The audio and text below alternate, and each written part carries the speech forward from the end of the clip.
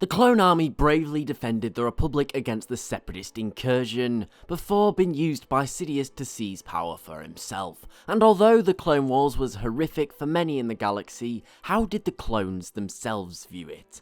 And did they actually enjoy this war to an extent?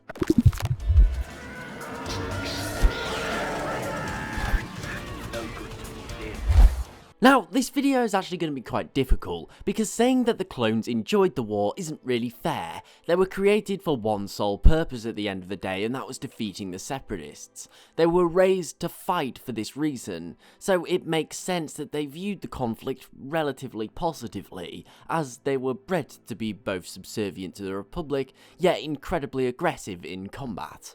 Now, interestingly enough, although we don't have any definitive answers to say if many clones did view the war favourably or unfavourably, we do know how many clones felt about its ending. Commander Apo of the 501st, amongst other commanders, had a great deal of anxiety surrounding this. Apo was worried what the end of the fighting would mean for him and his soldiers. At the end of the day, without the Clone Wars, there wasn't really a purpose for the clone army. Would they be retired and left to lead normal civilian lives? To commanders such as Apo, this wasn't really an option. From the moment they were created, they were soldiers, not farmers, not construction workers or academics. It suggests that it seemed wrong for a clone to be anything but a soldier. Clones were also evidently worried about being devalued, assigned to guard duty on worlds, the deep levels of Coruscant, or some dust ball in the Outer Rim territories, for example. This was no place for the saviours of the Republic, and I think it makes a lot of sense why clones felt this way. Clones in the army and navy had spent their entire life leading to this fighting,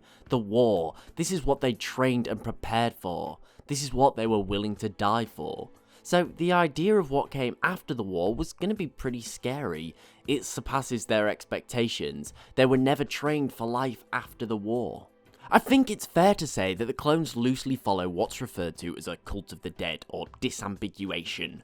I don't want to go too much into it, but it basically puts a huge amount of reverence on the deceased ancestors. And this isn't totally different to the clones in my opinion. The clones had one purpose: to win the war.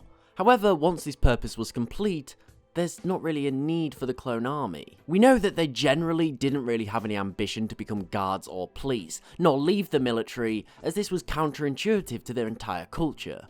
So their ultimate goal, in some capacity, must have been to die for the Republic. You can refer to this as kind of heroism. The clones desired to serve the Republic bravely and notably and die in its name. It's difficult because although the clones lived to win the war, at the end of the day, the war as end would effectively mean the end of their usefulness, and the end of their lives as they knew them. Possibly even an end to their entire species, with the Kaminoans likely stopping manufacturing the clones altogether following the end of the war. So what can they do? They can only really hope that they die during this period heroically and be revered by their brothers and the institution that they serve. So ultimately, I believe, yeah, the clones did kind of enjoy the war, to an extent. They'd been engineered to fulfill a purpose, and that's exactly what they were doing. This was their moment in the sun, I guess you could say. And they were desperate to make the most of it, as they knew that at the end of the day it was fleeting. No war goes on forever. But what do you guys think? Of this theory? How do you think the clones viewed the war, and do you believe many clones will have been happy integrating into civilian life? Let me know in the comments below. Thanks for watching, I do hope that you enjoyed. If so, please remember to like, share and sub, as it's really appreciated and it helps the channel grow. Also, don't forget to follow me on Twitter at @TheLoreGuy and tick the bell for regular updates. But most importantly, thank you again for watching. I do hope that you enjoyed, and I'll see you next time.